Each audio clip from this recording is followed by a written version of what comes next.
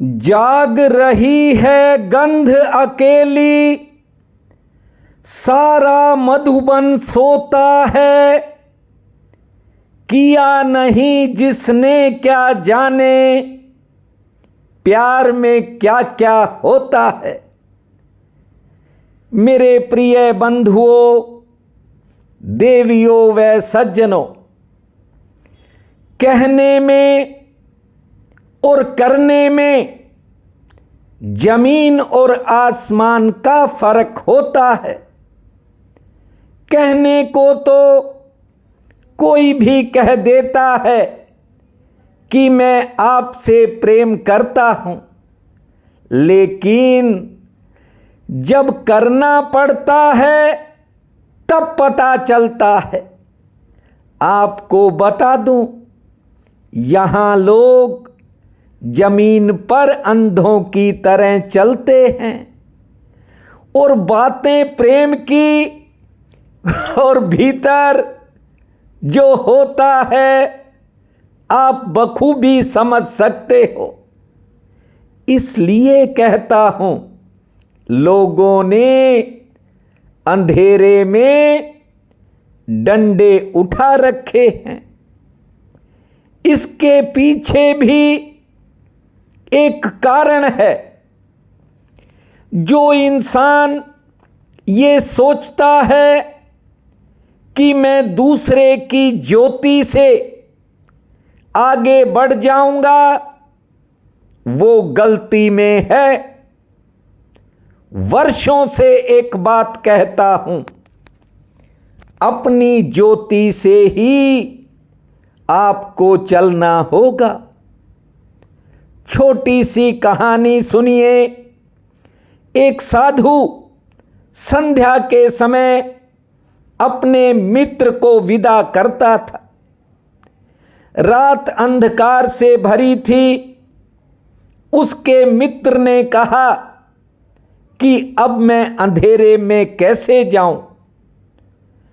उसके दोस्त साधु ने कहा, मैं तुम्हारे लिए एक दिया जला देता हूं। और उसने एक दिया जलाकर अपने मित्र के हाथ में दे दिया। लेकिन जैसे ही वो मित्र उस जलते दिए को लेकर सीढ़ियां उतर रहा था, उस साधु ने दिए को फूंक मारकर बुझा दिया। अब घुप अंधकार पहले से भी ज्यादा गहरा हो गया। मित्र ने कहा, यह क्या किया? दिया आपने पहले जला कर दिया और फिर बुझा भी दिया। उसने कहा कि दूसरे का दिया कभी काम नहीं करता। अपनी ज्योति हो तो ही अंधकार से बचना हो सकता है। अपनी ज्योति न हो तो दूसरे के दिए काम नहीं पड़ते। वर्षों से चातुर्मास करता था, लेकिन इस बार ना करने का मन बनाया हुआ था। लेकिन जब किसी की श्रद्धा को देखता हूं तो मुझे लगता है कि नहीं, ये 4 महीने भी ठाकुर के चरणों में बिताने चाहिए। आज बात श्रद्धा की आई तो आपको सुना देता हूं। देवशयनी एकादशी थी। भगवान के शयन की तैयारी कर रहा था। जानते हो, भारत माता का एक महान सुपुत्र छत्तीसगढ़ में तैनात है। आज मेरे लिए गोमुख से गंगा जल लेकर आया था। नाम है रविंदर तोमर। जाति से भले जाट है, लेकिन स्वभाव में इतनी नम्रता मैंने पहले कभी नहीं देखी।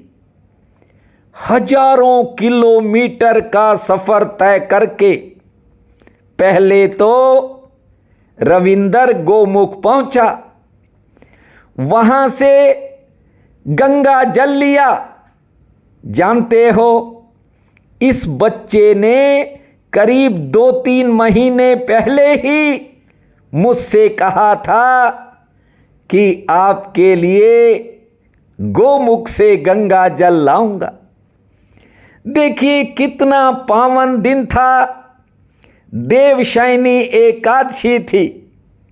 आज के समय में साइकिल पर सफर तय करना इतना आसान नहीं है।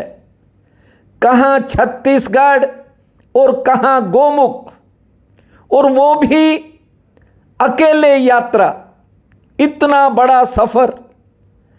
आज जब रविंदर का फोन आया कि मैं नोएडा से 15 किलोमीटर दूर हूं, भोला भाला इंसान जहां मैंने बताया था उसी नाम के किसी अन्य जगह पर पहुंच गया जो सेक्टर 63 में थी। कारण ये था कि पता नहीं किस कारण उसका व्हाट्सएप पर ना मैसेज आ रहा था और ना जा रहा था। वहां से मेरा घर करीब 25 किलोमीटर था। जानते हो, रविंदर ज्यादा रास्ते नहीं जानता था। उसने एक ऑटो बुक किया और ऑटो वाले को मैंने फोन पर रास्ता समझाया और ऑटो के पीछे पीछे अपनी साइकिल चलाकर रविंदर करीब रात को 9:30 बजे मेरे पास पहुंचा। जानते हो, रविंदर ने गोमुख का गंगा जल अपने हाथों से ठाकुर के चरणों में चढ़ाया। ये संयोग नहीं, ये ठाकुर की इच्छा थी। एक और उसकी इच्छा थी कि वह मेरे छोटे ठाकुर को देखना चाहता था, और छोटा ठाकुर अपने मम्मी पापा के साथ घूमने गया था। उसकी मां का जन्मदिन था। लेकिन आप देखिए, दिल आत्मा से जो किसी चीज को चाहता है उसे वो मिल ही जाती है।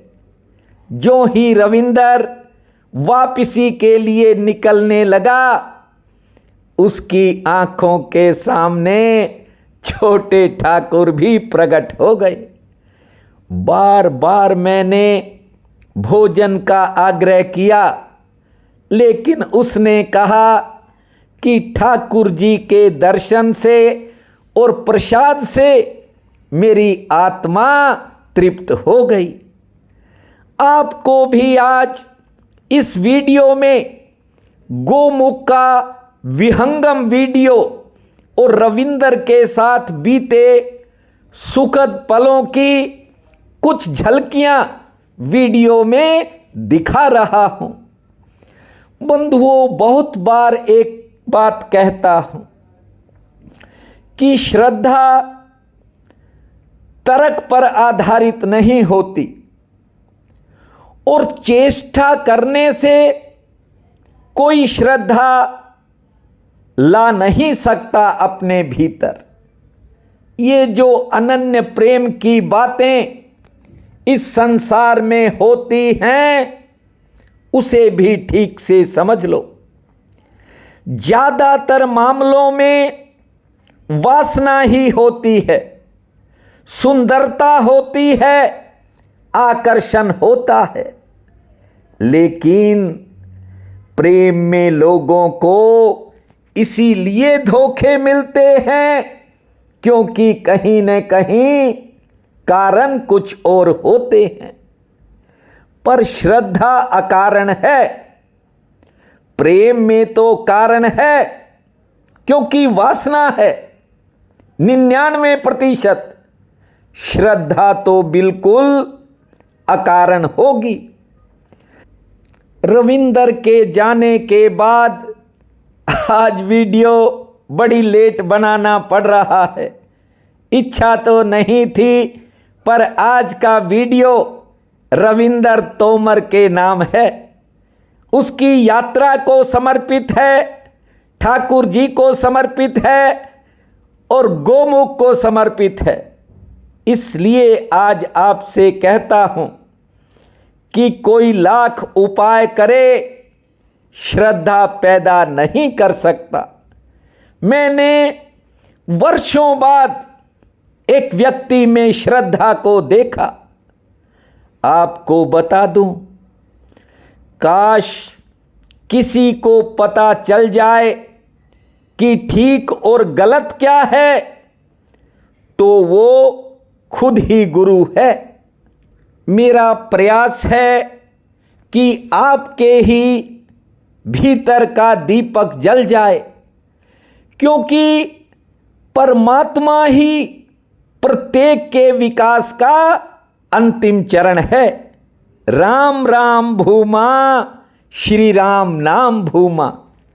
आज आषाढ़ शुक्ल पक्ष की द्वादशी है। बहुत बड़ा पुण्य काल रहेगा। उठते ही धरती माँ को प्रणाम करना, 12 बार लंबी श्वास छोड़ना और 60 बार ताली बजाना। 2 मिनट शांत बैठने के बाद खुले आसमान को निहारना, सूर्य नारायण को मीठा जल अर्पित करना, एक समय का भोजन पुण्य में लगाना और संध्या के समय ठाकुर जी के चरणों में एक ज्योत जलाना।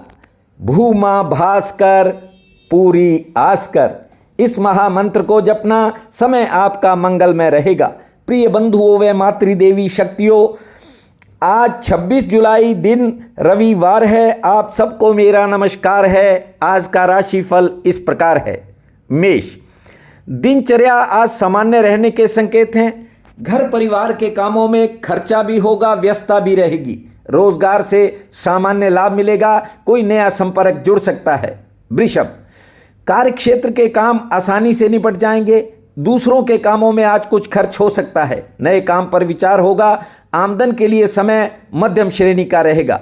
मिथुन, रोजगार से अच्छे लाभ की संभावना है, लेकिन घर परिवार से जुड़ी या कोई निजी चिंता मन में उतार चढ़ाव करेगी। सेहत हालांकि ठीक रहेगी और यात्रा संबंधी विचार विमर्श होने का योग है। कर्क, किसी करीबी की कही हुई बात थोड़ा मन में कुछ समय के लिए बेचैनी पैदा करेगी। हालांकि आमदन के लिए दिन ठीक है। घरेलू मोर्चे पर और परिवार संबंधी कामों पर कुछ नया खर्च हो सकता है। कार्य क्षेत्र में काम का बोझ कम रहेगा। सिंह, दोपहर से पहले का समय थोड़ा उतार चढ़ाव भरा रह सकता है। हालांकि सेहत ठीक रहेगी। आमदन के लिए समय ठीक है। किसी बात को लेकर मन में थोड़ी असमंजस होगी। कहीं जाने का अवसर भी आज मिल सकता है। कन्या, जरूरी किसी काम में आज कोई मुश्किल सामने आ सकती है। हालांकि दिन अच्छा है। आमदन का कोई नया साधन बन सकता है। लेन देन के कामों में राहत मिलेगी। स्वास्थ्य पक्ष थोड़ा आज नरम है। तुला, मन में बीती हुई बातें कुछ समय के लिए उतार चढ़ाव करेंगी। कारोबार से आमदन ठीक होगी। कोई नया संबंध जुड़ सकता है और कोई विरोधी आपके पक्ष में आ सकता है। वृश्चिक, आज गृहस्थ में सेहत से जुड़ी कोई चिंता भी हो सकती है। खर्च भी होने के संकेत हैं। नई योजना आपकी आगे बढ़ेगी। बिगड़े कामों में सुधार का योग है। यात्रा में सावधानी रखें, सेहत ठीक रहेगी। धनु, किसी कारण मन में थोड़ा विचारों का फैलाव रह सकता है। कहीं जाने का मन करेगा। कारोबारी सितारे ठीक हैं। आर्थिक पक्ष भी मजबूत रहेगा और कोई नई मुलाकात आपके लिए फायदेमंद रहेगी। मकर, आमदन के लिए समय मध्यम श्रेणी का है, लेकिन किसी के सहयोग से कोई रुका हुआ काम गति पकड़ सकता है। कारोबार में थोड़ा उतार चढ़ाव रहेगा। कोई अपना निराश भी कर सकता है। कुंभ, कार्य क्षेत्र में किसी काम में आपको इंतजार करना पड़ेगा। काम में देरी हो सकती है। हालांकि कारोबार के लिए दिन ठीक है। सेहत पक्ष नरम है। मान सम्मान में बढ़ोतरी का योग है। मीन, दोपहर से पहले का समय लगभग सामान्य रहेगा। दोपहर बाद समय ठीक होगा। कोई नई योजना सामने आ सकती है। संतान संबंधी कामों में सफलता मिलेगी और किसी के सहयोग से बिगड़े काम में सुधार होने का योग है। आज का ये दिन आप सबके लिए अति शुभ फलदायी हो, यही मेरी कामना है। आप सबका बहुत बहुत धन्यवाद।